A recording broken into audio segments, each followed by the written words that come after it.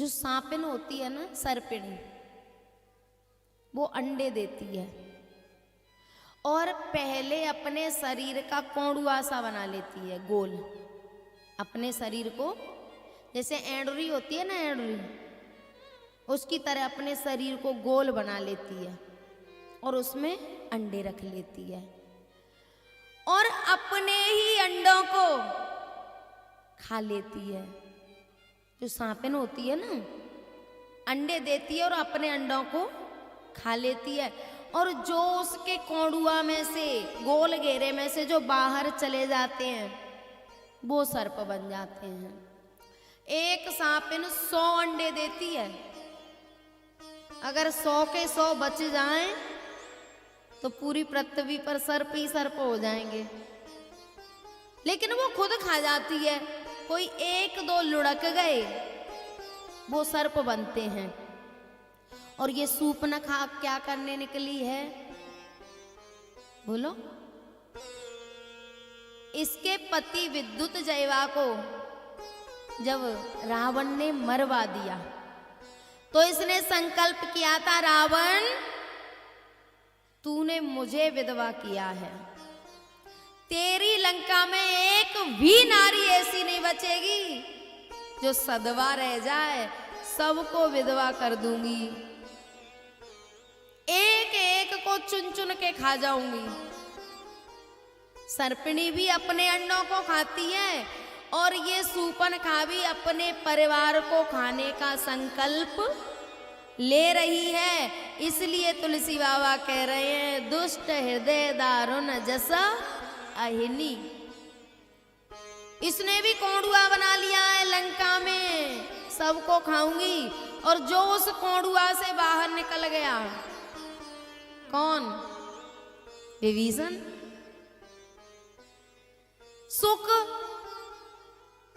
सारंग नाम के जो दूत थे वो भी बाहर निकले हैं, विभीषण भी निकला है।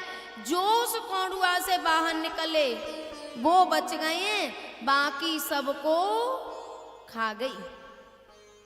और जो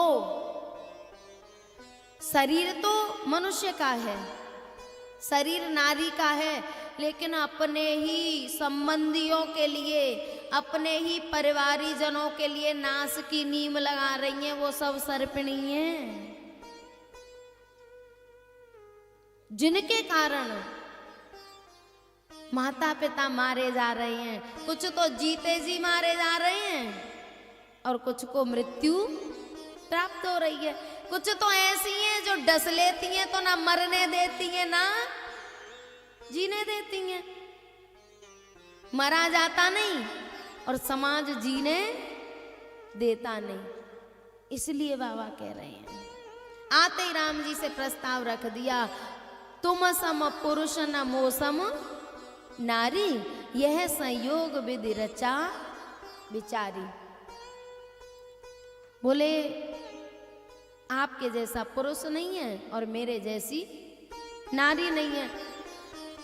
ये नहीं कह रही कि मुझसे विवाह कर लो, वो तो संबंध बनाना चाहती है, संधि करना चाहती है।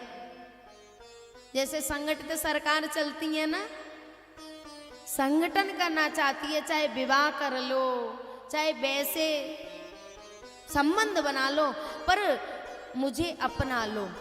क्यों? तुम सम पुरुष नमो सम नारी। जो संकल्प आपने किया है ना, वो ही मैंने किया है।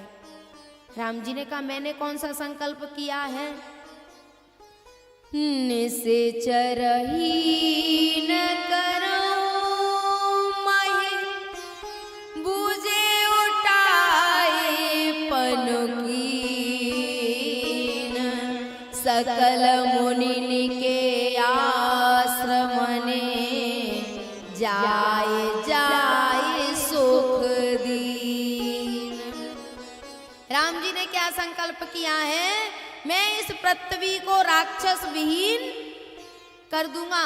और सूर्पनखा ने क्या संकल्प किया है? रावण तेरे कुल का सूपड़ा साफ कर दूंगी। और रावण का खानदान कितना बड़ा था? 1 लाख पूत, 1.25 लाख इतने ही राक्षस होंगे। तो प्यारे ये कह रही है कि जो संकल्प आपने किया है ना वो ही मैंने किया है, और तुम जैसा मर्यादा पुरुषोत्तम नहीं है जो अपने पिता के आदेश पर राज्य पाट को लात मार के आ गए, और मेरे जैसी बेशरम नहीं है जिसने अपने ही बाप के खानदान के नाश का संकल्प लिया है। तुम जैसा मर्यादा पुरुषोत्तम नहीं कि अपने परिवार के सुख शांति के लिए सबको छोड़ छाड़ के आए हैं, और मेरे जैसी दुष्ट नहीं है कि अपने ही खानदान के नाश का संकल्प लिया है। राम जी ने कहा कि तुम लखन के पास जाओ, वहां अपनी बात रखो। लखन के पास गई। लखन है जीवाचार्य, जीव का आचार्य, और जो बात संसार में किसी की समझ में नहीं आए,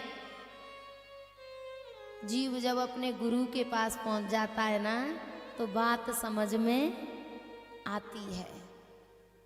आचार्य के पास भेज दिया राम जी ने, बोले जा वो समझाएगा तुझे। लखन जी ने कहा देवी देख मैं तो उनका सेवक हूं, तू उन्हीं के पास जा, स्वामी के पास। फिर राम जी के पास आ गई। उसे ना तो राम से प्रेम है और ना लखन से, वो तो अपना काम बनाने आई है बस। जो संकल्प किया है ना, चाहे राम सहायक बन जाए चाहे लखन बन जाए। फिर लखन के पास गई तो राम जी ने इशारा, लखन जी ने इशारा किया राम जी से, बोली ये आफत क्या है। राम जी ने कहा लखन ये नकटी है, इसको शर्म हया नहीं है। राम जी ने तो कहा कि ये नकटी है, और लखन जी ने समझा कि ये कह रहे हैं कि इसकी नाक काटनी है। कटार निकाली और नाक नहीं, राम जी ने तो नाक ही का इशारा किया था, लखन जी ने उसके कान भी काट दिए। और जो वन में अकेली घूम रही है, स्वच्छंद घूम रही है, उसके आज नहीं तो कल नाक कान तो कटेंगे, जरूर कटेंगे। लखन जी ने जैसे ही नाक कान काटे, विकराल रूप धारण करके वहां से दौड़ी। खरदूषण से जाके कहा, बोले भैया तुम जैसे भाइयों के होते हुए मेरे नाक कान कट गए। खरदूषण को पूछना चाहिए था कि कोई हमारी लंका, यहाँ लंका में नाक कान काटने आया था क्या? पूछना चाहिए था कि नहीं? पूछना चाहिए था कि बहन कोई लंका में आया था क्या? ये भी पूछना चाहिए था कि तू पंचवटी पे क्यों गई, क्या प्रयोजन था? नहीं पूछा। दोनों आए, 14,000 सेना थी उनके साथ, और राम जी ने ऐसी लीला फैलाई कि सबको एक दूसरे में राम दिखाई दे रहे हैं, और राम राम कही तन तजई एक दूसरे पर वार कर करके ऊपर पहुंच गए। 14,000 देखा, बोली श्री गणेशाय नमः, तो बहुत बढ़िया तरह हो गया। शुरुआत तो बढ़िया हो गई, खरदूषण मर गए, 14,000 सेना मर गई। बोले अब तो काम बन जाएगा। सीधी रावण के पास पहुंची और जाके रावण से बोली, करसी पान सो बसे दिन राती,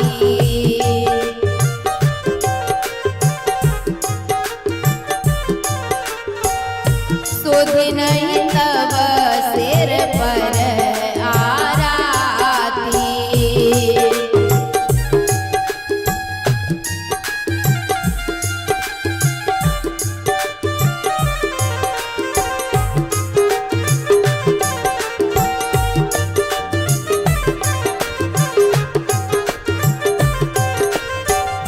राजनीति बिनु धन बिनु धर्म,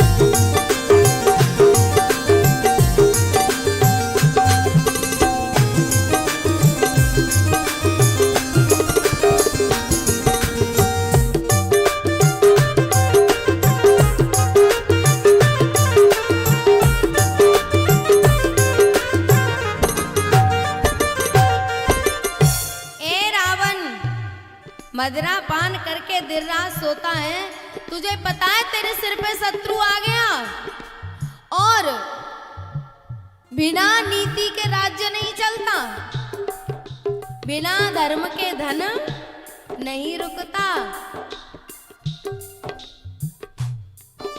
अगर कुसंग मिल गया तो जो जति होते हैं ना, बैरागी होते हैं, उनका नाश हो जाता है। कुमंत्र मिल गया तो राजा का विनाश हो जाता है। संगते जति कुमंत्रते राजा मानते ज्ञान। अगर किसी ज्ञानी को अहंकार हो गया तो फिर उसका ज्ञान टिकने वाला नहीं है। पानते लाजा, और जो मदिरा पीते हैं ना, उनको फिर लाज शर्म नहीं रहती।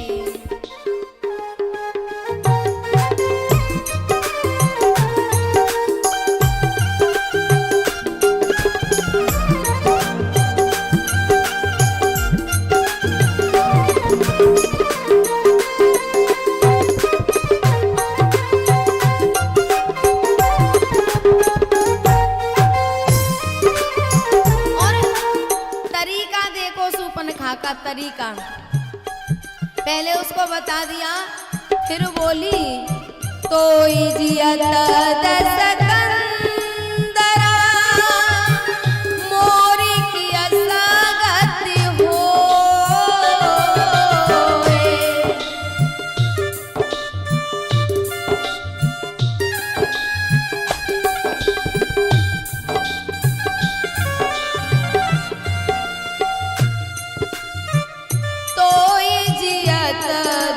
कंधर मोरे की असगति हो।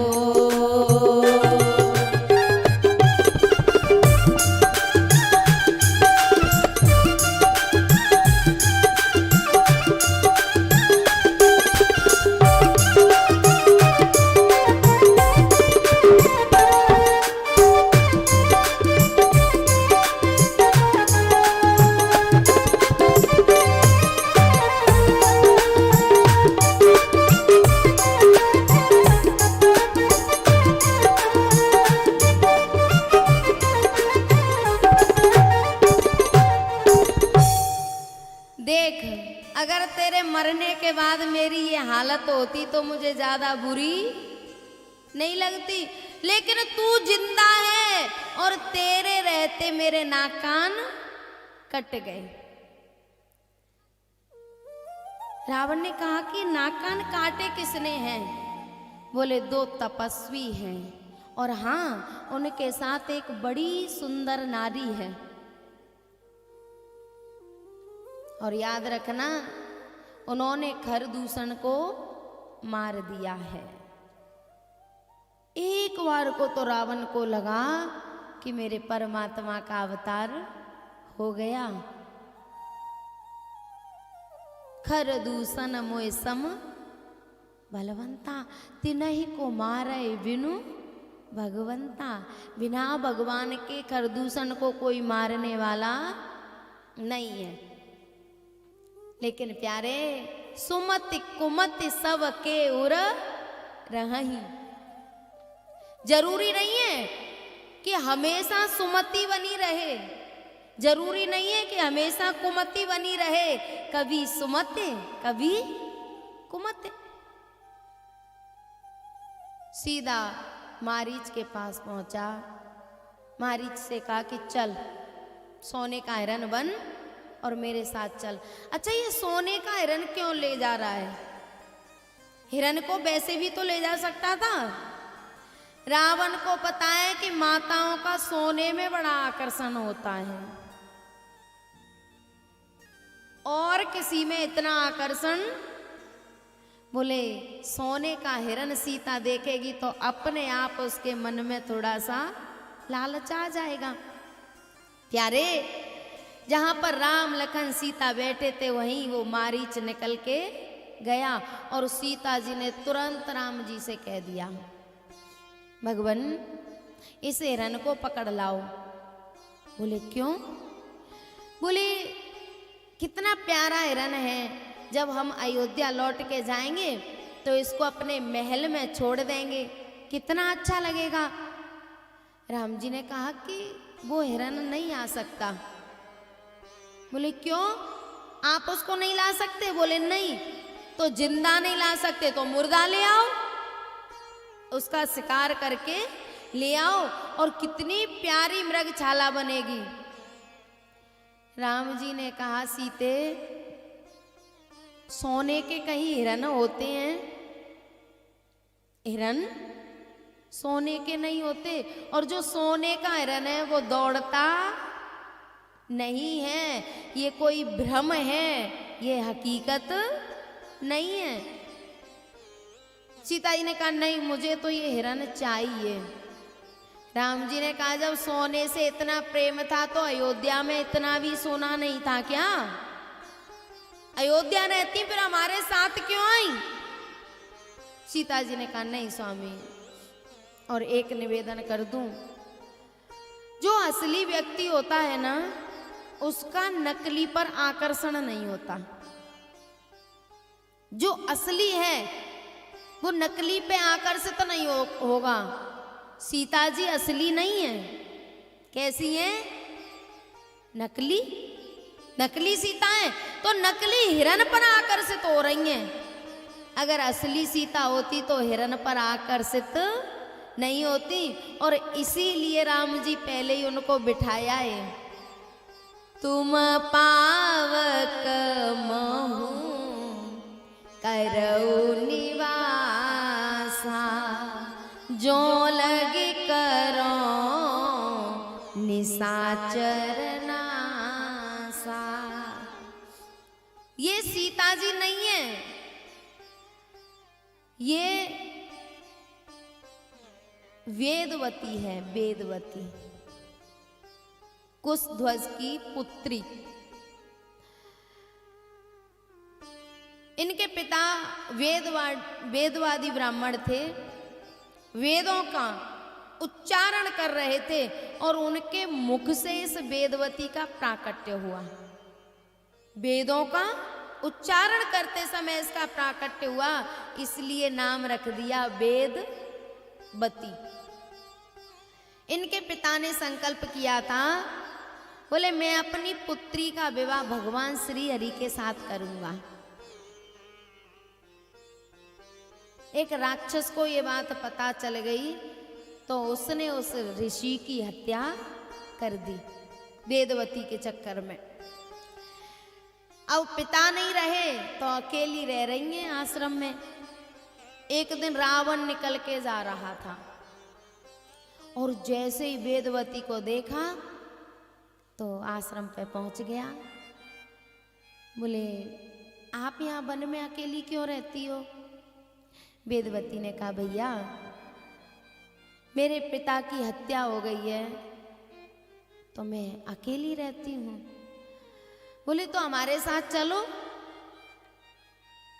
हमारे साथ चलो, तुम्हें लंका की पटरानी बनाएंगे।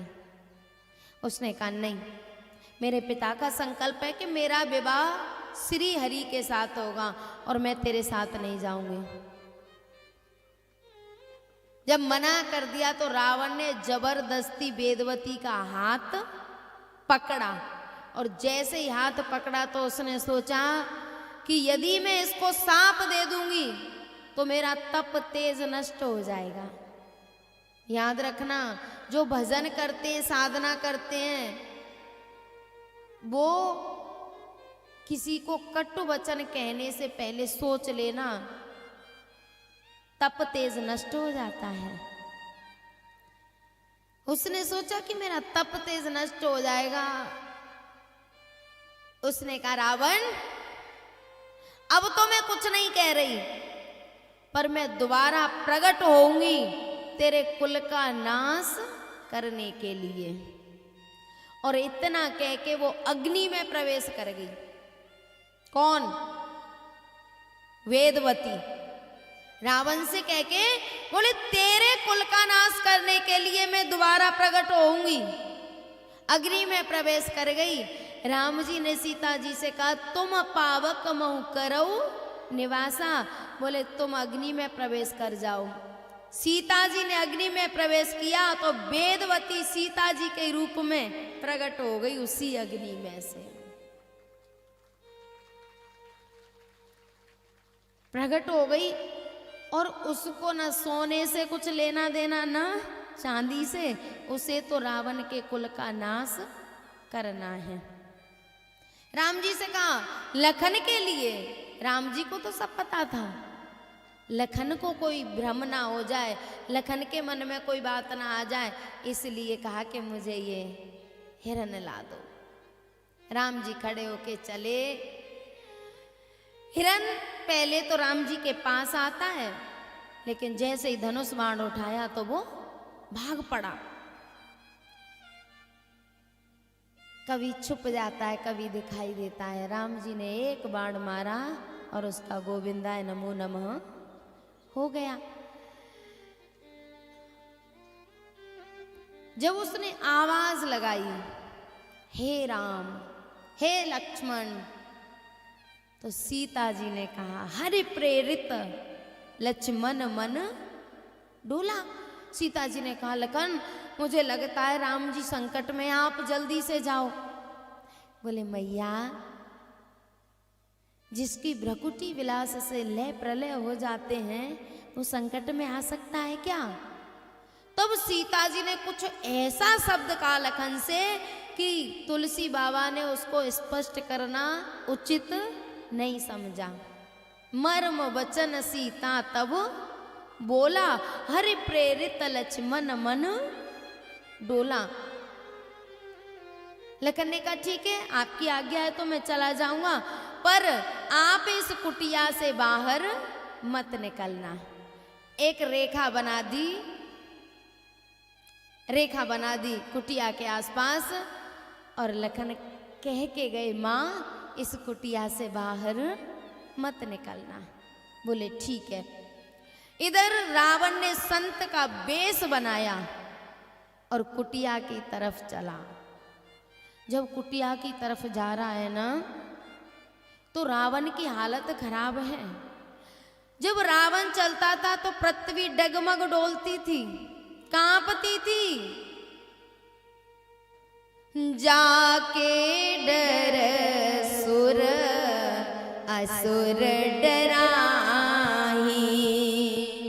निस न नींद दिन अन्न न खाई।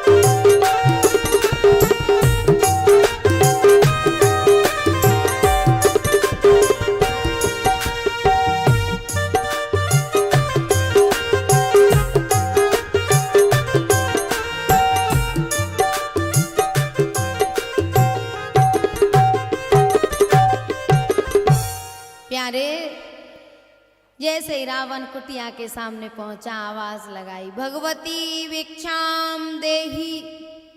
सीता जी कंद मूल फल लेके आई। जैसे रावण ने आगे कदम रखा तो रावण है मोह, और मोह की सामर्थ्य नहीं है कि किसी वैरागी की रेखा में प्रवेश हो जाए।